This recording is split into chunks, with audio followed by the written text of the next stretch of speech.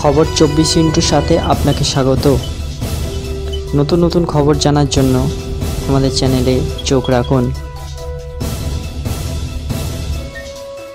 নমস্কার সুধী দর্শকবৃন্দ, আপনাদের কাছে পেয়ে ভীষণ ভালো লাগছে। দর্শক, বহু চর্চিত আলোচিত 2024-এর নির্বাচনের তারিখ ঘোষণা থেকে সাতটি পর্যায়ের নির্বাচন ফল ঘোষণা সমাপ্ত হয়ে গেল। সাথে তৃতীয়বারের জন্য এনডিএ জোট সম্মানীয় প্রধানমন্ত্রী নরেন্দ্র মোদীর নেতৃত্বে সরকার গঠন এবং প্রাথমিক মন্ত্রিসভাও গঠন হয়ে গেল।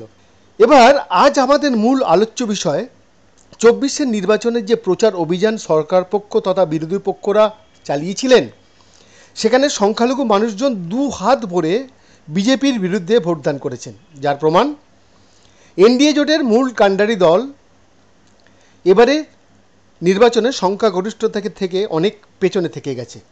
আর রাহুল গান্ধীর নেতৃত্বে যেখানে ইন্ডিয়া নামক জোট হয়েছিল কংগ্রেসের সাথে, বিভিন্ন বিরোধী এনডিএ বিরোধী দলগুলিদের সাথে নিয়ে সেই জোট একেবারে ছন্নছাড়া অবস্থাতেও সংখ্যালঘু ভোট পেয়ে একদম ঘাড়ে নিঃশ্বাস ফেলছে বলা যেতে পারে, এবং এনডিএ জোটকে ভীষণ চাপেও রেখেছে। বাস্তবে সংসদীয় গণতন্ত্র এটাই হওয়া উচিত। তবে এবার নির্বাচনে যেভাবে ধর্মীয় মেরুকরণের আবহে ভোট হয়েছে, সেটা এক্সপোজড হয়ে যাওয়াতে নির্বাচন পরবর্তী ইন অ্যাডভান্টেজ স্টেজে এনডিএ জোট, যেটি কিন্তু বাস্তব সত্য। নির্বাচন পরবর্তী পথে ঘাটে যেভাবে সংখ্যালঘু মানুষজন বিষেধাগার করছেন, কটু কথা বলে চলেছেন প্রধানমন্ত্রী সম্বন্ধে, সেটারও কুফল কিন্তু দীর্ঘমেয়াদী ক্ষেত্রে দুপক্ষকেই আগামী 5 বছর ভীষণ চাপে রাখবে বলা যেতেই পারে। ভাবতে অবাক লাগে, এটা কোন বাংলা, কোন ভারতবর্ষ, যেখানে এরকম ধর্মান্ধতার আবহে পুনরায় ভীষণভাবে দ্বিজাতি তত্ত্বের সমীকরণ ভারতবর্ষকে তছনছ করে দেবে না তো?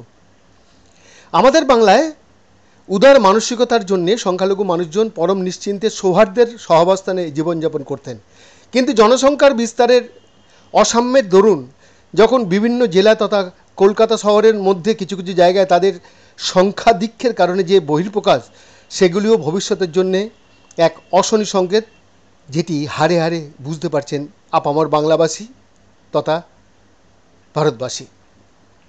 ভোট আসবে যাবে, কিন্তু ভোটের দিনগুলিতে কিছু সংখ্যালঘু মানুষজনদের দিয়ে যে ভয়ের আবহ তৈরি করা হয়, সেটাও কিন্তু সংসদীয় গণতন্ত্রের পক্ষে মঙ্গলজনক নয়। ঠিক এই ভয়াবহ ভবিষ্যতের কথা চিন্তা করে শান্তিপ্রিয় বাংলাবাসী ভীষণভাবে শঙ্কিত, যেটি দুপক্ষের শান্তিপ্রিয় মানুষের জন্যই প্রযোজ্য। ধর্মীয় বাতাবরণের আবহে ভোটের জন্যে সমানভাবে দায়ী সরকার পক্ষ তথা বিরোধী পক্ষরা। বলতে পারেন, আপনারা ভবিষ্যৎ প্রজন্মের জন্যে কেন এমন বিস্ময় পরিস্থিতি সৃষ্টি করছেন? যখন আপনারা সম্পূর্ণভাবে অবগত এই ভয়াবহ পরিস্থিতি বা এই ভয়াল স্পর্শকাতর বিষয়টি যদি এক্সপোজড হয়ে যায়, তখন অসহায় মানুষের লাশের পাহাড় আপনারা রুখতে পারবেন না। যে কোনো ধর্ম অপরকে আঘাত করতে অনুমতি দেয় না।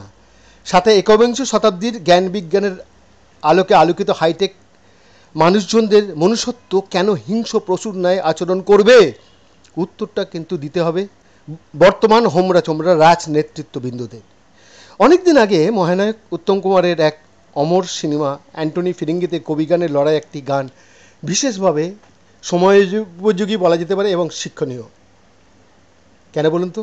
আজ এই অবুঝ হাইটেক সমাজ মাঝেও তোমার ক্ষুধা যে আমার কৃষ্ণ সে, তোমার ক্ষুধা যে আমার কৃষ্ণ সে, ওই দেখো সাম দাঁড়িয়ে আছে, তোমার ক্ষুধা যে আমার কৃষ্ণ সে। হায়, কোথায় হারিয়ে যেতে বসেছে লোকশিক্ষা, মাটির জ্ঞান, মাটির গান, যেগুলি ছিল সামাজিক বা সমাজকে একত্র করার জন্যে। হে লালন সাহেব, আপনার সৃষ্ট লালনগীতিগুলিও কি হারিয়ে যাবে ধর্মান্ধতার লেলিয়ান আগুনে? আর যে সর্বস্তরের সর্বধর্মের শিক্ষিত জনগণের দরবারে পথে নামুন, হাতে হাত ধরাধরি করে মানববন্ধন করুন। না, একদমই দেরি নয়। এখন এই মুহূর্ত থেকে সমাজ থেকে ধর্মান্ধতার বিষ বাষ্প সম্ভাব্যতাভাবে সরিয়ে দিতে ভীষণই এটাই সময়ের চাহিদা। আর হৃদয় দিয়ে গেয়ে উঠুন, গ্রাম শহরের নওজওয়ান, হিন্দু মুসলমান, গ্রাম শহরের নওজওয়ান হিন্দু মুসলমান মিলিয়া বাউলা গানার মুর্শেদি গাইতাম আমরা, মিলিয়া বাউলা গানার সারি গান গাইতাম। আগে কি সুন্দর দিন কাটাইতাম আমরা, আগে কি সুন্দর দিন কাটাইতাম। Bureau report.